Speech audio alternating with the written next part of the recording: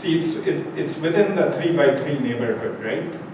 So within the 3x3 neighborhood, there is a strong pixel. You keep it. So then this will be kept over here. So basically this. So our edge will be basically in this example at this point. Okay. So that's what the hysteresis does. So what will happen to 70? If you take a look, even though it was like a weak edge, but once we check the neighborhood, if there is no strong pixel over here, what will happen to it? It will be zeroed out. Okay, so meaning it will turn dark in our final output, right?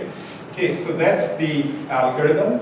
And once again, as you can see, so the main point I wanted to have you to see is because Canny is, like I said, the most popular edge enhancement algorithm.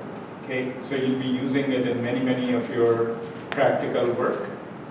So let's go back, summarize the algorithm. The algorithm, let's do Gaussian kernel, right? Using Sobel x and y gradients, compute the component x derivative, component y derivative, right? Non-maximum suppression. Once we have the angle along that line, along that direction, if it is not the maximum pixel, zero it out, correct? Double thresholding, mark them strong and weak edges or pixel points, and then start connecting the dots together. If it's connected to a strong point, keep it. If it is not connected to a strong point, eliminate it. Okay.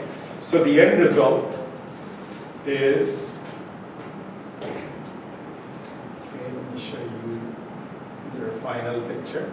Okay. Okay.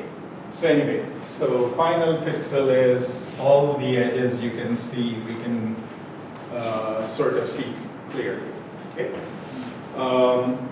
So once you program it OpenCV, so again, your parameters will be, for example, for the Gaussian, what kind of smoothing you want it to apply.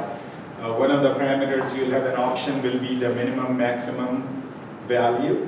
Remember, I picked 60 and 80, but through the function they'll give you, you can pick what should be the minimum, what should be the maximum. So at least now you have a clear idea what are those parameters and what do they mean, right? So please go through this article. Then on the website I'll put a code for you to try it in OpenCV yourself. Okay. Just out of curiosity, when applying computer vision with more of a deep learning intention to actually take insight from a picture, can this be so helpful? Can this be helpful? You'll get a better feel for it as we go along, but to give you just an idea, initial idea, for example, if we were trying to detect a face, right? So the curves of the contours of the eyes are very important. So if we already did a Canny edge enhancement, it will help a little bit. Okay, but deep learning basically, rather than us telling it where the edge is, it tries to learn the edges by itself. But how it does that, we'll talk about it. But I'll also show you how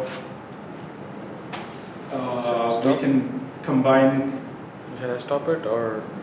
Just one. So it's still running, right? Yeah. Okay. So by further telling the deep network extra information on our own actually will help in a lot of cases. So you'll see that. Okay. So.